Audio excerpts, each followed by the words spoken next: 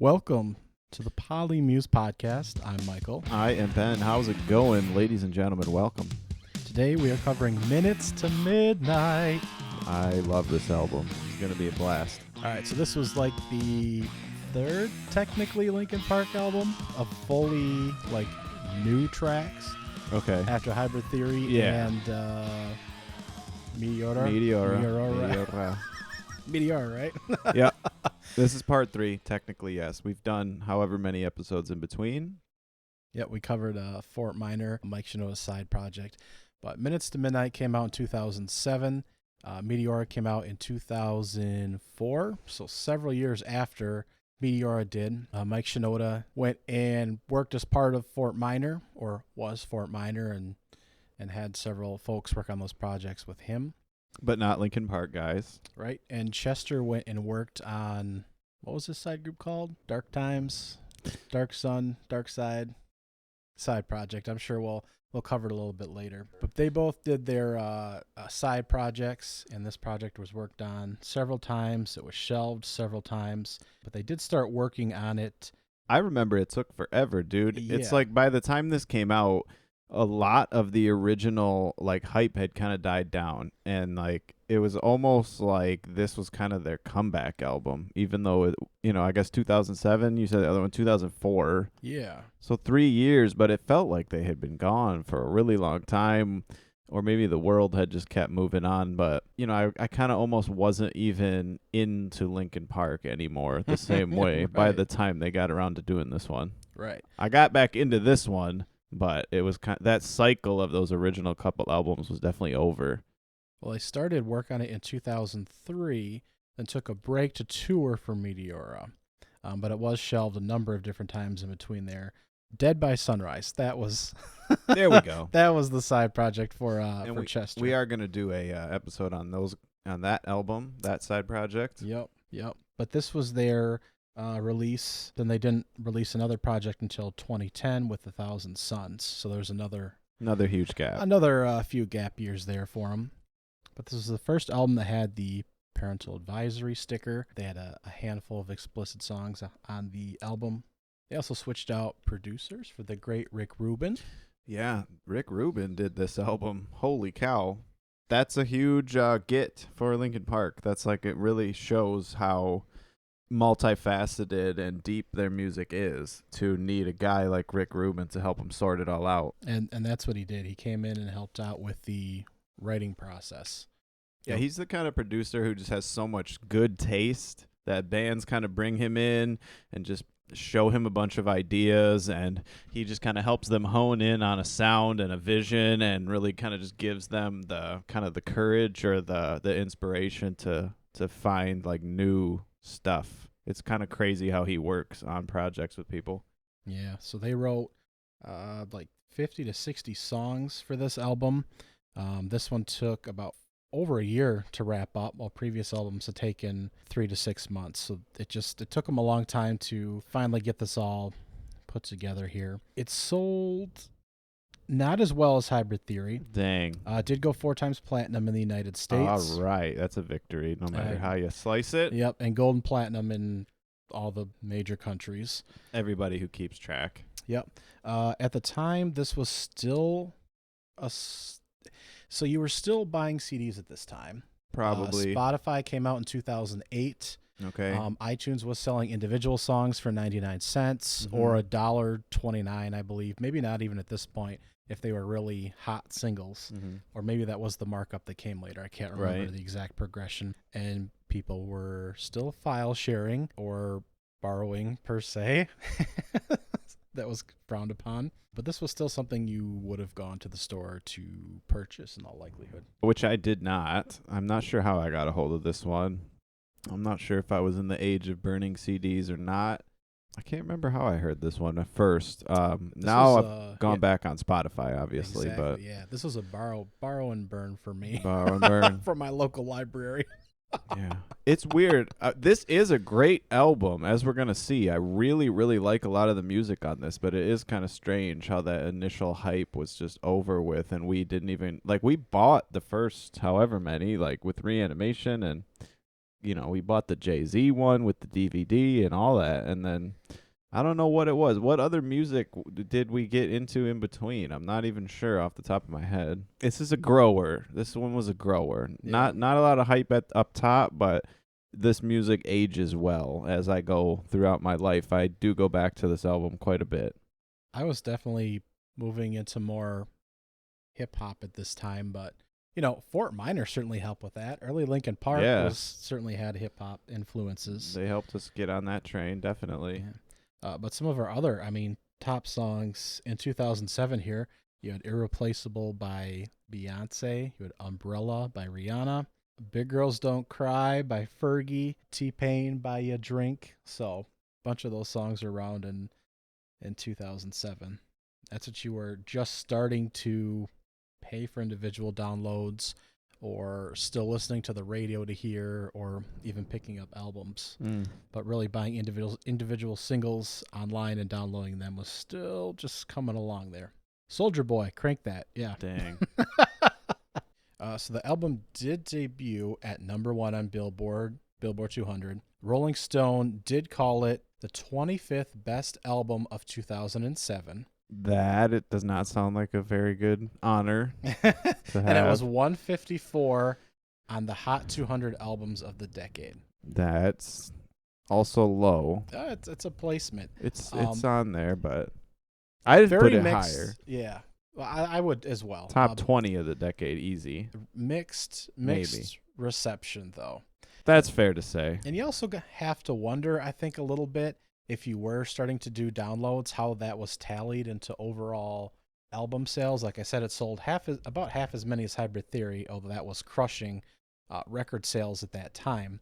It sold about 4 million copies in the U.S., 20 million copies worldwide. Half as many as Hybrid Theory. But this was 7 years later. I don't know if how downloads were counted at this time. If it was tallied the same that they count streams now. I know they've got early 2021. Right. I know there's some calculation that they use that to equate downloads. There's some phrase. It's like album equivalent streams or album equivalent downloads. But who knows how they were counting it at this time and how that factored in. That's a really good point. Yeah. Like, how could you ever expect it to sell the same as even a few years earlier where it was like only CDs? Yeah. So, going back to that delay briefly, different pieces out there about how many songs they really wrote, shelved the project a number of times. Chester did get divorced in there, then married to a second wife. So in addition to other projects going on and shifting between who they worked with in their first 2 albums and bringing Rick Rubin in and getting the thoughts organized and going through different songs, just a whole bunch of things, both personal life and professionally, in the space between Meteora and Minutes to Midnight. So they're just writing. Like, they don't care how long it takes, how many songs they have to write. They want to do a follow-up that will, top the other albums, like take it to the next level. Like, well, and they had a lot of roughs, and then they had stuff that they actually, slightly smaller list that they actually recorded, and then they tossed some stuff out, and they kind of changed, direction in what they decided they wanted to do. So it's just cool that they didn't feel the need to rush a product out there, but that also, like, they didn't care how many songs they had to throw away. Like, they were going to narrow in on it and find the next piece of the puzzle. Like, even though they got, however 90 songs or whatever, they're like, they got to shelve them. They're like, that's not the presentation that we're going with. Like, we could put those out and they're probably good, but we've got this really specific vision or whatever. I think they were trying to top themselves or trying to live up to the hype, basically, and take it to the next level without repeating themselves. And I think they pretty much succeed at that. What do you think about that? And to continue to evolve. Yes. The cover art was kind of not quite silhouettes, but dark images of the 6 band members. It's really cool. Yep. They're standing on the North Shore Beach and Yacht Club in North Shore, California. And they actually released 10 different variations of the cover. They eventually made it out onto, I believe it was iTunes and other places now, I'm sure. But there were slight variations of the cover. That's cool. It's cool to come out and have the 6 band members. We are still together. Here's the cover of the of the new album as they're coming back. Yeah, it looks really iconic. The shadows look good, and there's just that little bit of waves there, and the logo, and it's simple, but it's iconic, and it's a good album cover. Now, the main album has 12 tracks, I believe.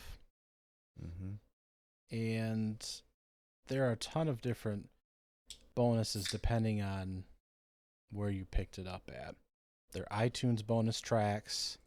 There are Walmart bonus tracks, Best Buy, Circuit City. I think those are all gone now. I think those are all bankrupt. Yeah, that's a good point. I don't think there's like a little pocket of 10 of them hanging out anywhere where 90% went bankrupt. Yeah, some of those are not around. Okay. Well, anyways. I think that's fair to say. There was some digital downloads from a release in China, I believe. Just a European release as well, digital download. So just kind of little bonus tracks all over with various live recordings and a couple new songs. Are there a couple new songs on there? No Roads Left is a exclusive song, and then there's a What I've Done remix, and then Across the Line, another exclusive song, and then leave out all the rest, Mike Shinoda remix. There we go. The rest of them are live songs. It was that era where they would release the same album 10 different times with slightly different cover art with one different song. There's a Smashing Pumpkins album like that too. The Zeitgeist album. Great album. Did not like it at the time, but it grew on me. But the point is, they released it to, like you said, Best Buy, Circuit City, Walmart, blah, blah, blah, blah, blah. 11 different variations with bonus tracks. 11, yeah. So this other record, it's like each version had a different color of the cover art and a different bonus track. Like one different song. So that was obviously a trend at the time. Probably just trying to bump up those numbers of actual records sold. But that did not work. Like, even at the time, people thought that was terrible. Like, there's no reason to, like, pick and choose. Like, oh, I want this bonus track, but not that bonus track. Like, you obviously want all the music, if possible, and then... I know even Target recently, with big artists like Taylor Swift, had a deal we could get bonus tracks with certain albums. So, I don't know if that's still the case, but I'm glad that... that's starting to go away. I mean, they still do bonus tracks for sure, but it's like that whole idea of like 10 different versions, and it just doesn't make any sense. No, it doesn't make sense to me either. But that was the case in May of 2007. They still make you buy it twice nowadays. All the stuff that's coming out in 2021, they do the original version and then they do the deluxe version afterwards. Yes. Yeah, it seems like they always go for like the double album. All the big labels like that Eminem Music to Be Murdered By and that Morgan Wallen album, they were huge, and it's like they're selling 2 CDs for $16, and instead of back in the day it was only one album for $16. So it's kind of working. Those have been big hits, but this whole like one song per CD thing is not. It must do something for streaming numbers. Maybe. Oh, the double album thing or the double album must do something for streaming numbers, since that's that's the main focus now. Well, it does a lot for sales, because when you sell a double album, it counts as selling 2 albums. Is so that how it goes? Yeah, they want you. The record labels love doing double albums if they can get away with it, because it's one sale. Like, you buy it once, but then it counts as selling 2. So when you look at the album sales on a double album, it's actually half as many purchases because they count it double. I didn't realize that actually is how they tallied it. I It didn't realize is. That's how it goes. So it's just something to keep in mind. It's how they play the game. They love doing double albums because it's one customer with double the sale. But, it's got to be good for them to spend twice as much money up front. You know what I mean? Interesting. So it's got to be good enough that they're going to put double the money down. Well, I wonder how that works when Linkin Park was doing DVD releases with all of these. Yeah, that's a good point. That probably counts as selling 2 discs, 2 units sold, maybe. I'm not sure. I know they do tricky stuff. That's kind of the point of this conversation. Hybrid Theory the debut album was the only project that did not have a DVD. Just one normal CD, like a normal album, yeah. Which is something I guess I hadn't realize until we're starting to dig through all this information. But this is a solid single album release, just 12 really good songs, perfect amount of songs, perfect little. They really whittled it down, I guess, from 90s. It could have been a double album, it could have been a triple album with 90 songs, and maybe they will release that version of it someday, because they did do the 20th anniversary of Hybrid Theory. So what year would that be? Like 20? And it is 2027. I guess it's coming up, Yeah. but and it is a really different sound. it's a lot of different sounds. We do have 5 singles and 5 music videos, all in the front half of the album. Which ones were those? They are Given Up, which is song 2, which was the 4th single released. I guess I should go in order that they were released. Let's do that. Yeah. The first single was What I've Done. That makes sense. That was massive. That was a massive song and a Yep. massive video. That was a lot more famous than this album by far. Yep. So that hit number 7 on Billboard. That's it? Yeah, you'd think it'd go higher. I do. The second single was Bleed It Out. That was pretty big too. Yep. The third single was Shadow of the Day. Fourth single was Given Up. And the fifth single was Leave Out All the Rest. Those all make sense for Yeah. the most part. And they came out. So Leave Out All the Rest actually came out almost a year after the album was released. Came out back in 2008. So I don't know if that's always been the case, but to see singles drop so far after the album was released and still have music videos coming out that far afterwards, It's probably more rare now. well, some artists just are dropping albums Right. You just dropped the next album. Just- Like all the time, but they say you got to drop For 2 this- albums a year to Yeah. make money on Spotify, to get enough clicks and enough hype and enough people directed towards your stuff. Because it used to be 1 album every 2 years. That was the industry standard. Now it's 2 albums a year. yeah, that's interesting. Well, yeah, Come- I guess that makes sense. And they just burn you out as fast as they can. Well, that was always my mindset, is I'll expect a new album from this artist in 2 years. 2 every years. other year. That's usually the contract. But I don't remember singles coming out. In Now the I had to old think days. back. Well, this is a new single. Oh, the new single's coming out when you hear it on the radio. And Right. it's like, well, have I heard this song? Was it on Right. the last album? I don't Oh, yeah, remember that's a good thinking that point. until the last decade or so, coming into, right about this time, the late Mhm. 2000s. It's like, well, I've heard this song already. It's not a new single. If you've heard the album, you've heard this You song. heard the song. So I just think that's a little, I guess it's not wild anymore, but I thought it was wild at the time. So Yeah, but when they take like 5 years to write a record, you gotta stretch that out. you gotta stretch it out. You don't have another album for 3 years. And not with these guys. Not with Rick Rubin. Yeah, that's a process. So So it's cool. It is I don't think it's even my favorite of their later era albums. I think there's even some more good stuff coming, but this one is a really good record as well. And it's probably time to do track by track breakdown of Mhm. Minutes to Midnight. Yep. So we start with a nice intro. Really cool intro.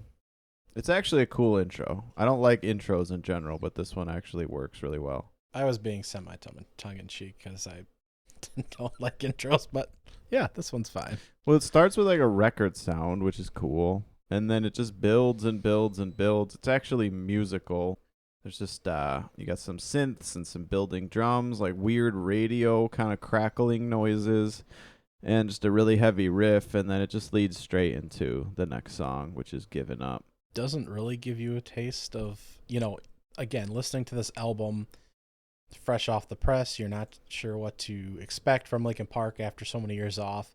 And it doesn't really give you much with this minute 40-second interlude until you hit Given Up. So you're Given Up. Given Up comes in with the sound of jingling change. That's Brad Delson, jingle jangling. Oh, yeah. They had to get the professional drummer to jangle the change like that. But it sounds cool. It's a really good idea. And hand claps. So kind of alternative found sound percussion element there. But then it goes straight into like a rock song, like an alt rock song, like super, super heavy rock song. Really good drums, tons of guitars coming in and out. The verses are really chill, where it breaks it down to just the bass, the drums, and the vocals. And even Chester, he's keeping it really chill, kind of laid back. And then they just scream and rage on the choruses. And the change thing keeps going all the way through it. Like, you can always hear the jingling change in the background, which makes it really unique, but it never stops it from being just kind of a typical rock song as well. Like, it doesn't make it too weird, but it makes it stand out. Or irritating, yeah. Yeah, or annoying. What do you hear on this song? What do you think, Michael? I think, it's one of those where you go, did Brad just drop keys? And someone goes, yes, that's it. Let's put it in a song. They knew at that That'll moment. be our epic return. Yeah. That'll be it. It'll sell 1 million records. Yeah, it's a great intro to bring Linkin Park back. They do drop out guitars in the chorus, and it's just we got a nice bass going. And then we have nice screams coming towards the end from Chester. So it's nice trends that we see from old Linkin Park, kind of. Yeah, but it doesn't really sound like new metal, like the old metal, the new metal. It's fresh. It sounds really fresh. It doesn't sound like Hybrid Theory. Correct. Linkin Park. Correct. It does not. And I think they wanted it to. But there's no rapping, and it's not hip-hop at all. It just is kind of pounding music. I'm not even sure what style of metal this is. I'm making it sound generic now, and it's not. I think it's great. I think the lyrics are amazing. He's just really talking about, like, he's given up. He's sick of feeling. There's nothing more to say. Take it all away. What the is wrong with me? It's intense. It's really intense, but it's really on point. Like, it never sounds goofy or cheesy, and it's there's a lot of heart to it, I guess is what I'm saying with it. What do you think of the lyrics? Yeah, it's awful. It's something that was awful high energy and very let's dance around and have fun for such a heavy topic. But that's what they do. It is, but that's certainly something that's overlooked here. There was a music video released with this that's kind of recorded, the way it was taped is to kind of make it look like someone is watching a concert on a videotape. So that's a fine visual, I guess. They seem to have a few music videos. Is it Faint where they're in a concert and you kind of watch them from the back and the camera flips to the front? Probably. Kind of low budget ideas. Not really a concept to some of these videos, really. Yeah. Whatever. So it's kind of fine. It's kind of strange. I don't remember watching it when it came out, but I don't know. Maybe it's nostalgic for some people if you were to pull it up. It's kind of shot like it were shot on a video camera with a concert and some weird stuff being spliced in. Maybe some subliminal imaging. Like weird stuff. Very strange, but not an iconic Linkin Park music video by any means, I would say. I think the song is iconic, and I will give it an S ranking. I would put this on the all-time greatest mixtape. I would make sure there was space for Giving Up. I think it's a really unique. It's almost like a generic rock song, but it's not. It's like a unique rock song that just kind of exists all on its own and doesn't really sound like anything else. I will note that this is one of the few explicit songs on here. I will give it I'll give it an A+. I won't quite give it an S. Ooh. I might have to actually go back and review all these songs at some point. We might have to do a re-rank, a review at some point. I'm giving it an A+ right now. Fair enough. And so we move from Giving Up into another big song, Leave Out All the Rest. And we've got, what do we have on this one? It's like a lot of synths, like a kind of a stuttery, slappy drum loop that comes and goes. A lot of really beautiful, pretty singing from Chester. You got synths on here. You got violins on here. Definitely a power ballad. Just one of those ones that doesn't really change in dynamic or change in intensity, but just kind of stays the same the whole way through. Certain level of intensity that they just keep. And I kind of think it's weird to have the second song be a power ballad, but there are a lot of power ballads on this record. Yeah, we're hitting pretty hard right off the bat. To me, this is one of the most memorable Linkin Park songs. Okay. And I'll tell you right now, this is an S for me. I just think of this song more than I do Giving Up. Yeah. So I was thinking on ranking, giving up. Yeah. Leave out all the rest. Just jumps it for me. This is one of the songs from the album that I think of. So what else you got to say to get it with that S? I mean, what? It's good, but you think it's an S, huh? I do. I like that it's still continuing in the trend of. I just think it's very relatable. I think just the lyrics. When my time comes, forget the wrongs that I've done. Help me leave behind some reasons to be missed. Yeah. I think this one's a little bit more relatable. And it's again explicitly about him being dead. It is. And what would happen if that was the case.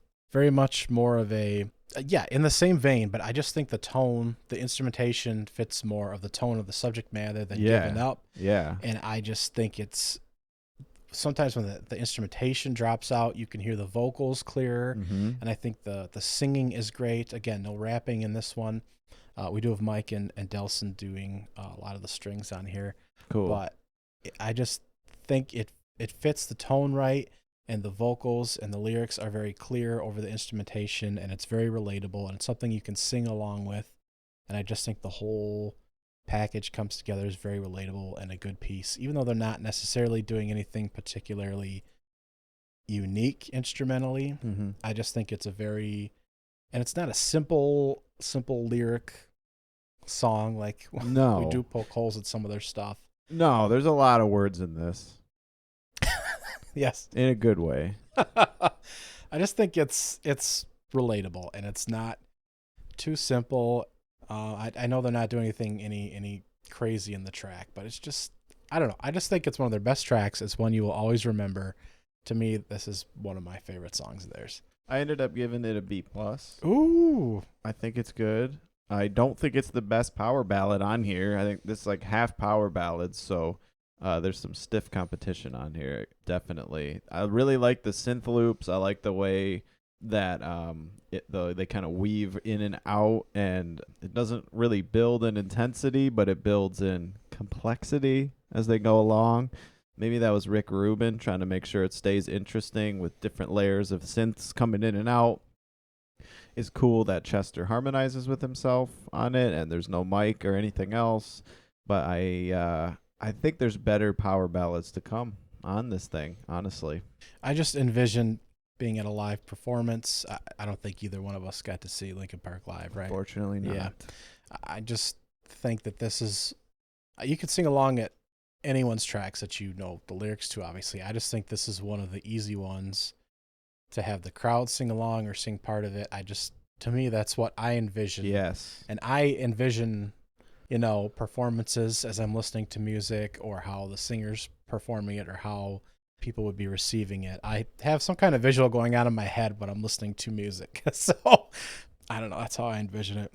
And that's a good point to bring in what I was speaking about in the Live in Texas episode, where I'm saying that they really became a stadium rock band. And I think this is the album where that has begun, where every song is just designed to just be so clear and so heavy and so catchy that you can just sing along with it in a stadium, and you just understand the concept, you understand the mood, you understand the melody, and it's just like a refined, powerful song. But yeah, maybe as we go through this, we should say how it works like as a record, but then also how it works as like a power, like stadium rock anthem. Okay. Because I think they kind of tried to get 12 like stadium rock anthems on here, and maybe that's why it took them 90 tries to do that.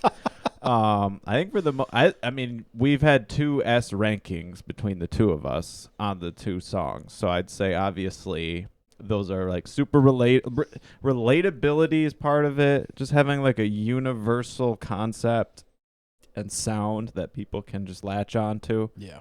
Well, also the first, as we stated, the first 6 tracks have all the singles in it. So if you haven't listened to this album in a while, the back half, you may need to refresh yourself if you're not a regular Linkin Park listener, because I certainly had to.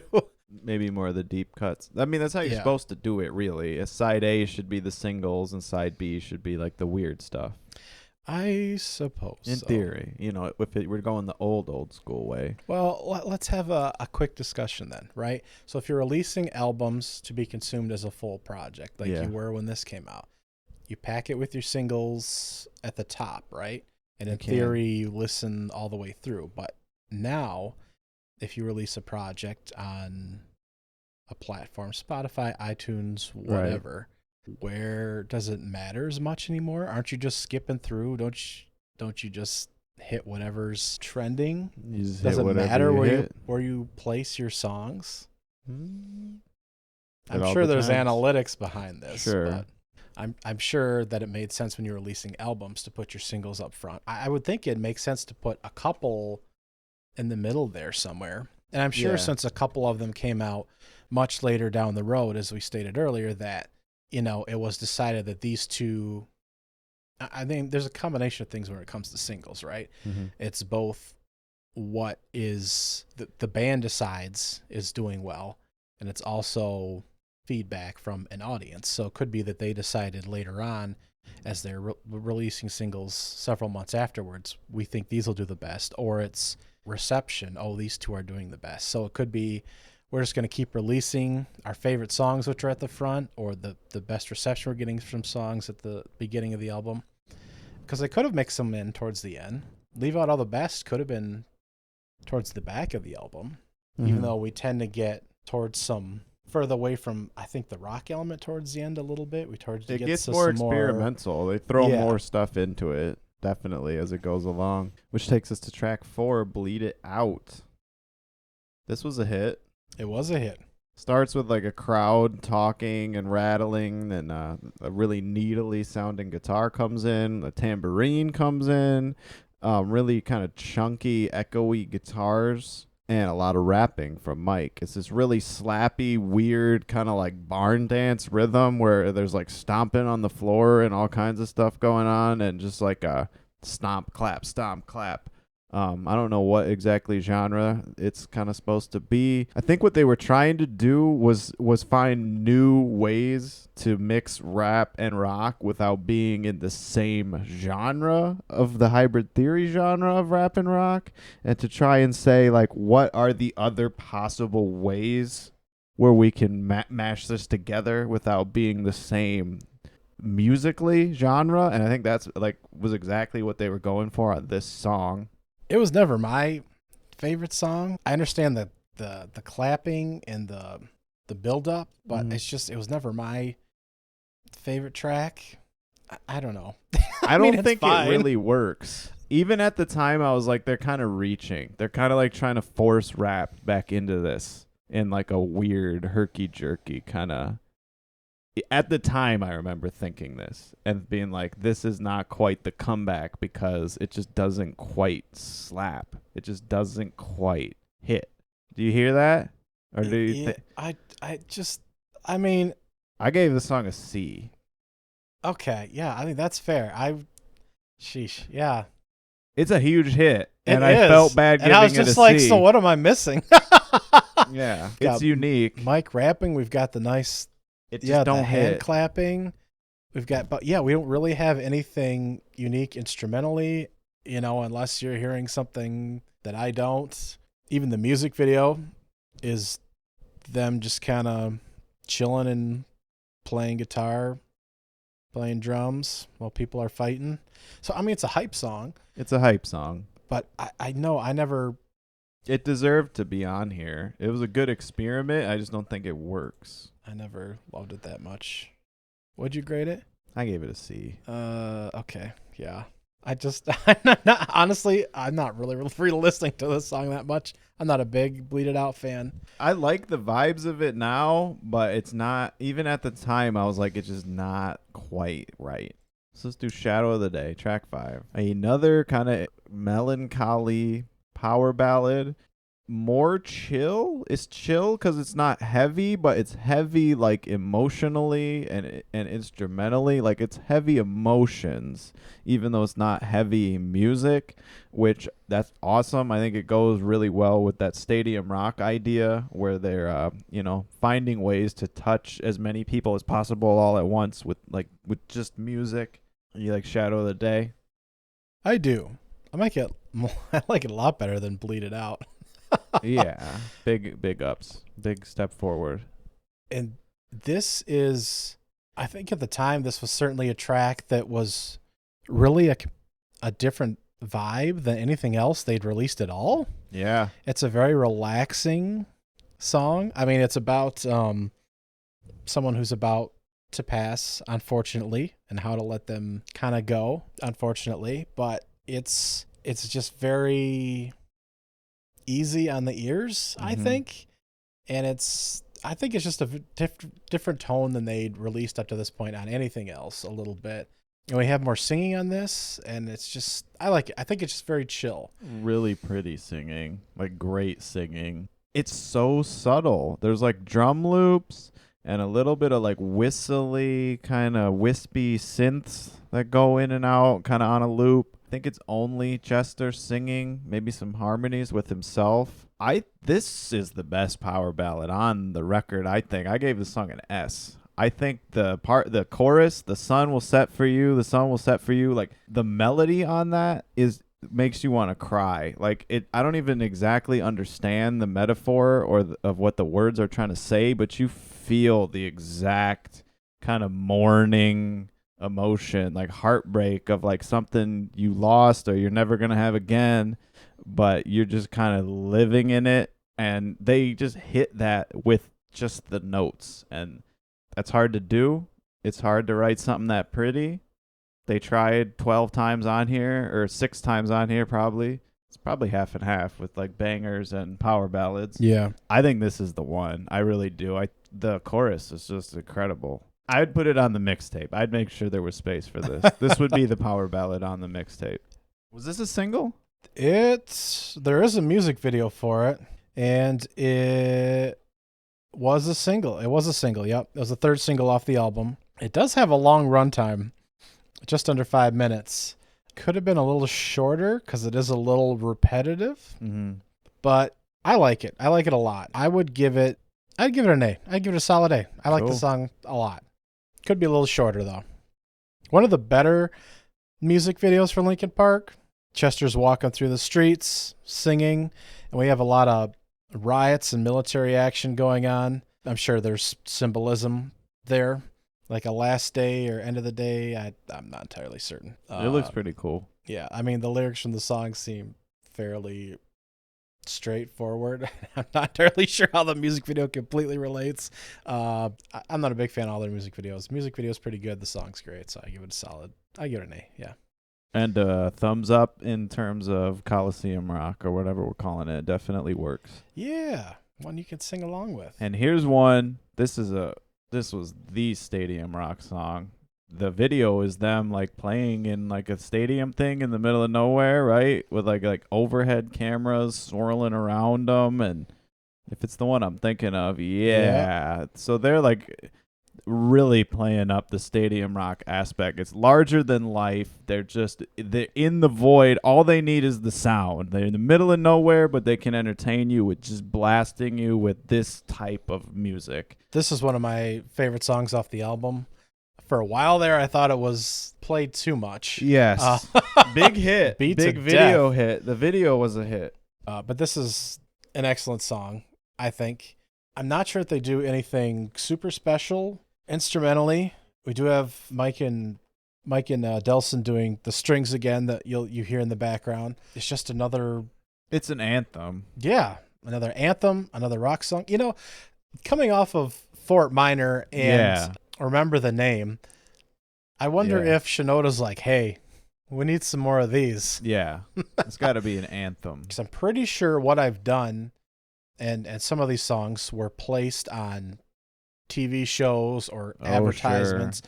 Sure. Well, they get the Transformers movie right after this, too. That's right, yeah. Because of the hype of these, pump up music or whatever you want to call it. Yeah, they were like a go-to band for Yeah. a lot of that kind of movies and promotions. And I'm pretty sure this song was I'm pretty sure if you look this up, I'm pretty sure this song was on multiple platforms just as the song. So, this was just remembering Fort Minor and what I remember the name did. I kind of wonder if some of these songs were not necessarily written with that in mind. yeah. But you certainly have to wonder with how a couple of these songs turned out on the Minutes to Midnight project. It's just very interesting that it worked out that way. Because Hybrid Theory was hugely successful, but their songs weren't played on Right. It's the not NBA touching as many countdown. people. Right. So They're going for the clearest, just showing the most amount of people what they can do. I give it a B. It's not my favorite. It's not my second favorite. Better than average. I think they nail it. It's not my favorite. if it wasn't Beat to Death on the radio, that would have been better. I do give it an A, I think. Mm-hmm. I'm starting to doubt that now. It's a lot like in the end, there's like a piano loop and a sample, and it's kind of like a stripped back, more anthemic, less depressing in the end. I didn't really dig it that much as a kid. It just kind of seemed like, yep, that's their hit. That's just kind of the generic one that you have to have. It didn't seem like super unique. Yeah, I'm recalibrating on this now. I may pull it back a couple grades. Oof. I'll go to B+. plus. Okay. I'll be a B+. plus. I agree. I'm not skipping it if it comes on, I don't think. But you're not going for this one, really. No, I guess I'm not. It's too much. You've heard it 1,000 times. That's true. And so we roll from all of our singles here, our songs everyone should remember, into Hands Held High, which is track 7 on the album now. Definitely experimental. It starts with like a church organ and a clean lead guitar, and then a marching snare comes in, playing like a marching beat, and then a piano comes in. A choir on here. I think it's just the members of Linkin Park all singing as a choir but it sounds like a choir. So they arranged all the notes to create that harmony. Yeah. And then Mike raps over it. That thing that they created with all those instruments. And there's violins, of course. Again, the signature Mike Shinoda violins. I think it's a beautiful song. Yep. This is one of the few bleeded out and given up were the explicit tracks on the album, but this is great. This is a Mike solo song. There's no Chester, huh? The few on the album. We've got a little throwback to the End of the Day, which is a throwback to the that other lyric from Hybrid Theory. Yeah, it's kind of cool that he did that. It's a definite callback to the other lyric. Is it In the End? Yeah. Yeah. And then you got the choir on the Amens. Sounds amazing. You got polyphony on this song where you got multiple vocal parts, multiple melodies happening at the same time. 2 different vocal melodies happening. I think some of the rap lines don't land. I think some of the stuff he says in this is goofballs, and that he could have tried a little bit harder, and that's the thing that is taking it down a couple grades for me. I have musically, I'd give it a higher grade, but I got to give it just a straight B. Some of this, I don't know. Maybe I got to have a specific line in mind before I start making fun of Mike again. It does look like, I'm looking at the lyrics now, it does look kind of intense. I guess this is about his dad again. Obviously, kind of went into depth about some of their backstory on Kenji and stuff like that. I don't like the stuttering and mumbling and the da-da-da-da. I don't like that. That's like a crutch that he shouldn't be doing at this point. He does the words on a loose leaf sheet type of thing where he's just writing about writing. He's just got some vocal crutches in here that maybe he could have tried a little bit harder to match the amazingness of the instrumental. That's how I give it a B. It's not my favorite track. I always like the choruses in the background, the amens with the band members, and it is some more involved content with what he's trying to get across lyrically, but it's not a track you're revisiting. I give it a B because I like the amens. B for the amens, agreed. B for the amens. That's about it. Yeah. No More Sorrow, track 8, another rocker. Starts with the lead guitar again, which is interesting because their guitarist, Brad Delson, is known for not playing lead guitar parts. So it starts with that, and then a crazy like rim slapping rhythm on the drums comes in. Reminds me of like kind of just football pump up music. Like you're about to play a game, you're about to lift some weights, it just absolutely sounds like a sports anthem. It's perfect for stadium rock. I'm sure they really kind of considered that, where they're like, let's get like a really kind of sports jam pump up song, and it's this song. It's not a track that I remembered, but it's certainly, remembered from back in 2007, but it's certainly a track that is not typical Linkin Park sounding. No. It is typical rock band sounding. Yeah. It's not heavy lyrically. No. There's not much said in the Very simple whole lyrically. song. It's almost like disco metal. It's just got that 1 2 1 2 1 2 on the drums, like just a really simple, almost a disco beat to a metal song, and it never changes. They just get that little stompy little rhythm, just going. They do the chill verses and intense choruses. Obviously, just a really good arrangement trick to make your song more interesting. But it's not that complicated or anything. I'll give it a B just because it bangs. A B, huh? Mm-hmm. I don't know. Pretty simple. It's pretty simple lyrically. There's some fine singing on here. There's some fine vocals. But you don't think a B is good? You think it's bad? Worse than a B? I'm not pumped to play it on my playlist. I'm not pumped to play it really in the car. I'm not pumped to hear it in a stadium. I don't know. I'm not thrilled by it. Okay. C+. This is a C+. Fair enough. It's fine. Here's a song that I think is a C, Valentine's Day. Ooh. It's cool. I think it's the weakest power ballad on the thing. Lot of clean guitars. Like beating you over the face with just clean guitars this time. I do like clean guitars. I'd like some clean guitars for Valentine's Day. I'm a sucker for that. Do you like Valentine's Day, the song? It's okay. I think it's melodramatic. It's a little much. My insides all turned to ash. So slow and blew away as I collapsed. So cold. Nah, that ain't it. That ain't hitting right. That's like emo garbage. I don't mind. Again, it's actually like a slightly different variation. It actually makes me think of almost like a little, not full like punk rock, but it's just emo. Like indie. Yeah, it is like an emo. emo song. I don't know. It's like an indie rock or emo rock. Again, it's not a Hybrid Theory song. Not at all. It's not like a Meteora type song. Not at all. It's just something a little different. It's chill. Fine. I don't know. You got Chester harmonizing with himself. Sounds great. This is the one I would have pulled off if I had to cut one. It would be this. I think it's okay. I would give it a solid C+. Right. That's what you get for Valentine's Day. An average record. We got In Between on track 10.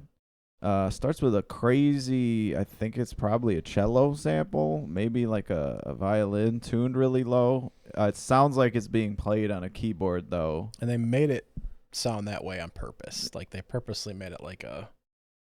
Yeah. Like it's not a clean... No, it's not clean at all. It's a riff. No. It's a synthesizer riff.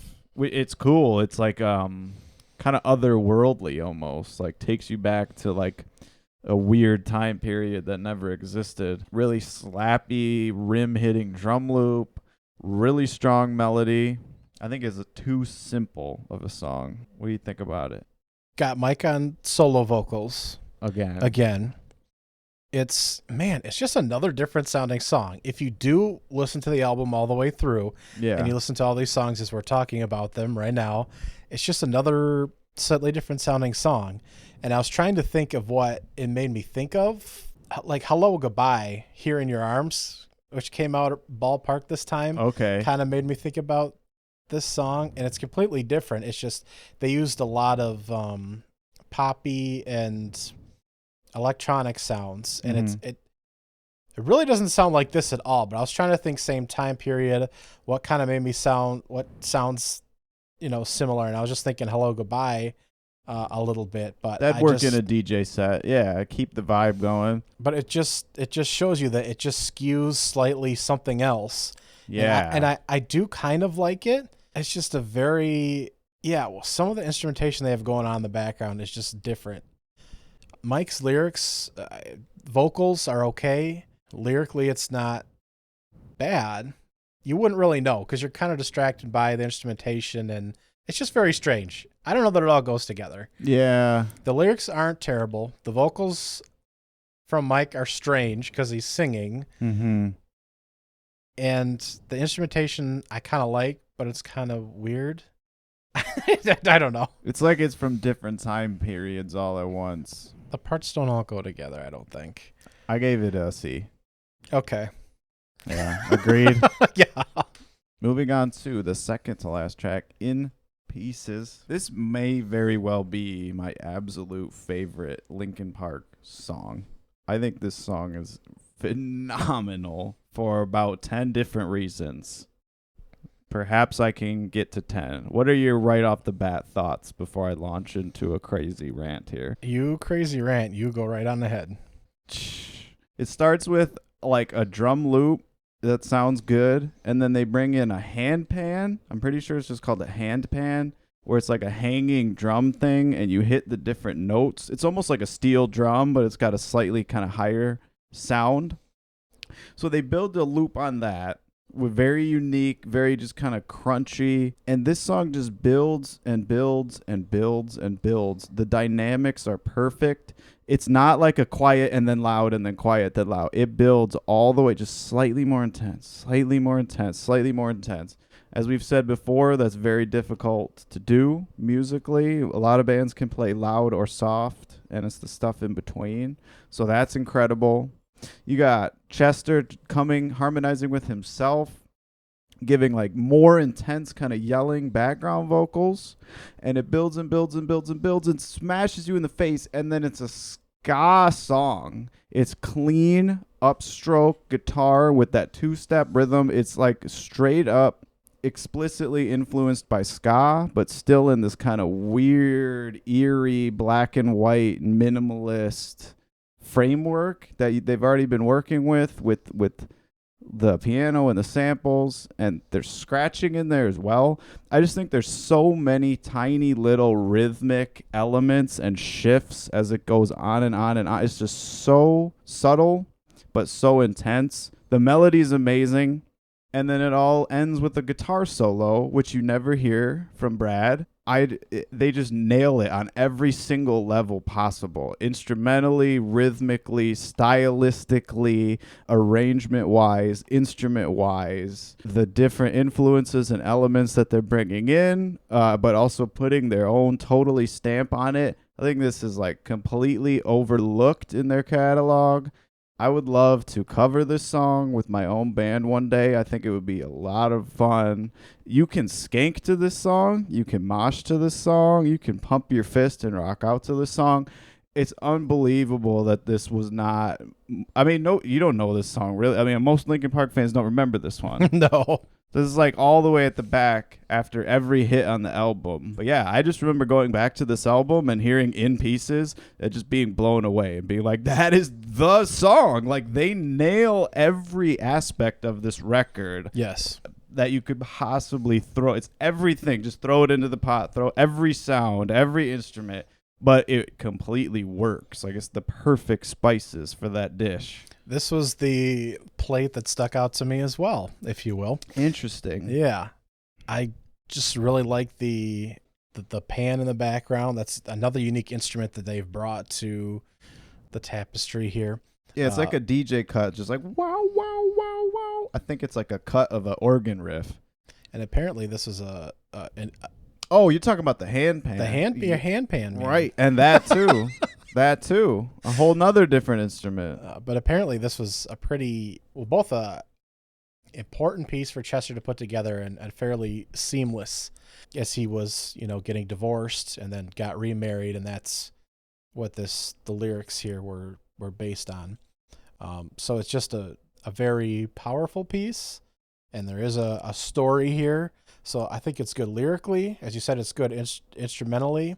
We don't have any yelling or screaming or anything in here, which is probably good. But more subtle than that. Yeah. So I think this is just a great song. Yeah, I enjoy this quite a bit. I'm not sure if I think it. I do like his screams, or his not quite screams. The more intense background vocal thing. Yeah. I almost would have liked a little bit more of that. Yeah. At times, because it either runs. The actual song is not that long. Very short. They get in and get out. 3.5 minutes, but still shorter than a lot of the stuff on here. To me, it almost sounds like it runs just either a touch long, or I need a little bit more contrast, a little bit more of that yelling. Because just listening to it straight through, I feel like I need a little bit more tone difference, maybe somewhere, contrast, something. It sounds very monotone all the way through. Yeah. I mean, I like it. They keep it tight. Like, they never go too crazy off the edge with it. Like, they keep it all wrapped in there. And I would just like a touch more edge somewhere. Edgier. I think, personally. This is still an A for me. Fair. I give it a S+. It would absolutely be on the mixtape. This is one of the songs, like, this is the reason to do the mixtape, to kind of bring out some of these gems and really show some different sides to Linkin Park that everyone might not be familiar with. Absolutely on the mixtape. Best song on the album.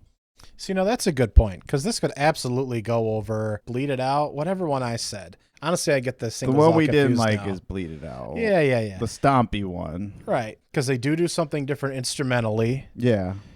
Vocally, it's a little different with Chester singing through the whole thing. It's got the guitar solo. I may have to recalibrate. It's got the ska. It's got the hand pan. Yeah.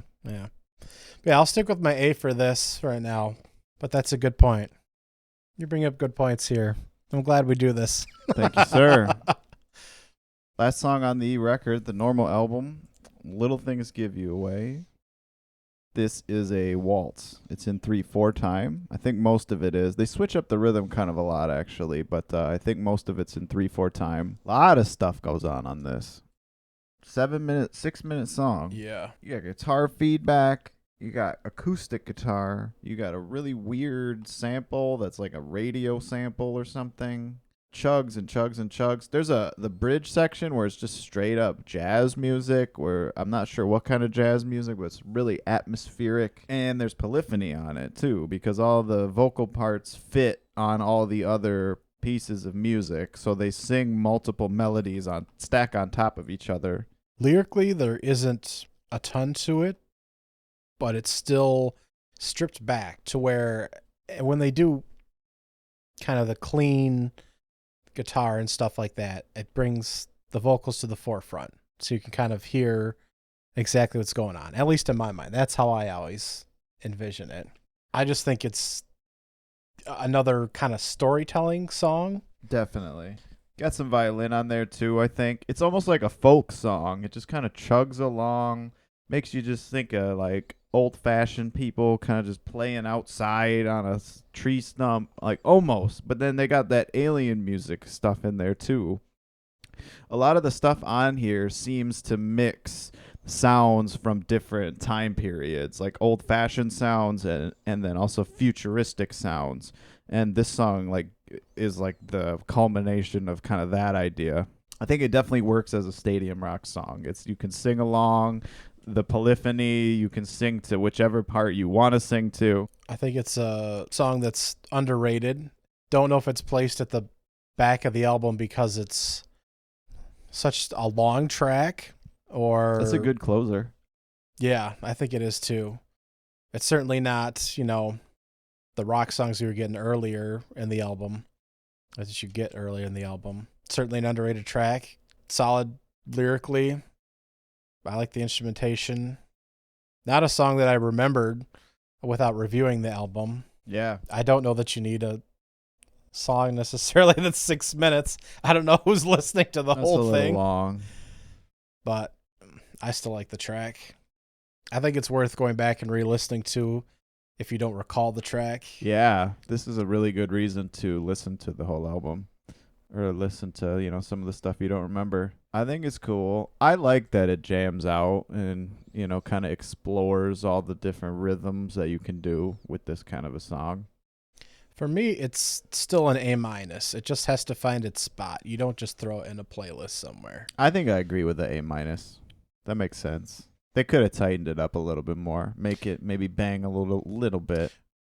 Well, and again, it's fine just the way it is, but you're also not playing it in the middle, maybe not in the middle of a party without some variation, or just depending on what your mood is, just because of the length and the tone. It's very mellow, and there's not a lot of, I guess, contrast. There's a lot of different things going on, like you said, but for Linkin Park style, there's not a lot of crescendo, and so it's another just straight ahead power ballad or whatever, where it's just kind of stays on the same level of intensity. Yes, that's what I would say. Yeah. So that's the normal tracks. I guess we should at least cover the more unique bonus tracks, I think, probably. Let's do that. Let's talk about some bonus tracks. So you got No Roads Left. I guess it's the tour edition bonus track. I guess they hit the road, and then if you bought it on tour, you got this extra song. It's a cool song. It's just Mike on the vocals, no Chester. It's another one of these ones where it's like, I can't tell if it's a generic rock song or it's just kind of a unique thing where it's just a simple rock song. It's not bad. It's Mike it's minimalist. solo. It is. It's Mike solo on the vocals. So you're not getting Chester screams, Chester vocals. It's fine. Yeah, it's kind of fine.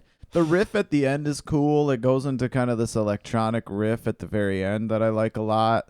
But other than that, it's kind of just feels half-baked. Like maybe they could have done a lot more with this to add some more textures and elements to it. I got to give it a C-. I'll give it a C. I think it's listenable, but I don't think you're missing too much by, not grabbing this from the Tours edition. It was also an iTunes bonus track, but I don't think you're missing too much here.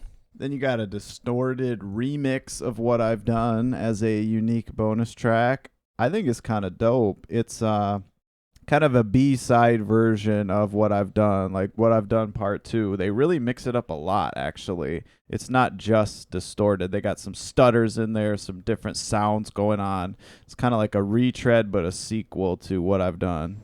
Yeah, I kind of like, since What I've Done, the original was on the radio so much, I kind of like this variation of it. Yeah, that's cool. That's a good idea. So, I'll give it a B. I like it. Yeah, I would give it, I'd give it a B. Then you got Across the Line, another original, new song for the bonus tracks. Different vibe. It's kind of comes in with a really weird synth vibe. And Chester kind of whispering, kind of scratchy vocals like this going on. This is a different vibe from the rest of the album, I think. I like it. I like it a lot. The lyrics are very vivid. In the desert, it's like very storytelling. In darkness, in desert and darkness, lying with the gun across his chest, pretending he's heartless as the fire flashes in the sky. And it's just like that really tight 4/4, just like you just stand in one spot and bop your head, like almost like a punk rhythm, but even more electronic, more kind of just programmed, like on the beat. Every single hit is on the beat, like a robot music. And then the bridge is just nuts. They just rip into it. So it's like, it's one of the most rockin' ones, but then also it's got all that really weird boop bop synths at the beginning. Yeah, I like this track a lot. I give it an A. I think it's awesome. I'll give it an A as well. I can't believe this wasn't like a single, honestly. The way that the outro goes, it's very kind of anthemic and iconic, and I don't understand how this was not on the album. I would have thought this not only would have made the album, but would have made the front half of the album. Yeah, that's what I'm saying. Could have possibly been single material, maybe.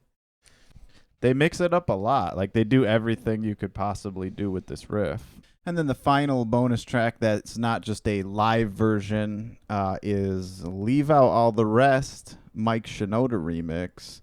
And just like the that other remix we already talked about on this album, it's kind of like the Reanimation version where it's like basically a sequel, basically like another record kind of based on the original. But it's not like a retread. It's like a new piece of music that's kind of the sequel to the other one. I think it's kind of cool. I do like when they produce things like this. It's pretty good. I don't know that it's something I'd come back to, but it's something unique to listen to. It's way more distorted, way more programmed, like just blatantly throwing like drum loops on there. It's kind of extreme in that way. It's like, but it's kind of cool. I think it just is a C song. I'd give it a C as well. I wish that they'd bring the vocals forward for it so we could hear more vocals, the mix-up that they're doing, but there's just not as much of that. It's just, I don't know. When they kind of drop the vocals out and mix it and just do instrumentation, I still want the vocals. You can mix with the instrumentation and chop the vocals up or whatever you're going to do, but I still need more vocals and not just stuff faded out or diminished. I still need vocals in my song, man.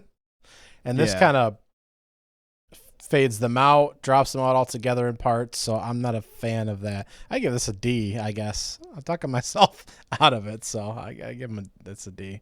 That's about it. Some of those bonus tracks were pretty dang cool. It's cool that they always figure out how to add some more stuff on there for you. Overall, though, the album as a package, I think they annihilated it. I think they knew exactly what they wanted to do with this new stadium rock idea. It took them years to do it and 90 songs to do it, but I think they really accomplished exactly what they were trying to do. Yeah, I think this is a great reintroduction to the scene after being away for so long as the collective Linkin Park. And, I mean, they had 5 singles, 5 music videos off of this, and it wasn't Hybrid Theory, but nothing ever was again. But I think this is a great project. I like that they continue to experiment on every track. Every track. And this was a great project. A lot more hits than misses. We gave a lot of S's on here. I think some of their all-time greatest tracks. I love their later period stuff. I mean, I know a lot of people got stuck on the nu metal and didn't like some of the experimentation going forward. This is a solid album. I think it's great that they have to try and mix it up every time and they never want to make the same song twice. Yeah, I think that's a big piece of why they stuck around, even if they lost some folks after Hybrid Theory, Meteora in the early 2000s. I think the next album's even better, Living Things, the next Linkin Park album. But actually, before we cover that, we're gonna do Road to Revolution live at the Milton Keys, the second live album released by Linkin Park. So that's what we're gonna do next time on the POLYMUSE podcast where we do our artists that changed our lives. We go in depth on them and we bring them all out to you. So hope you enjoyed our episode on Minutes to Midnight. And we will hit you with an album review next time. Hit you then.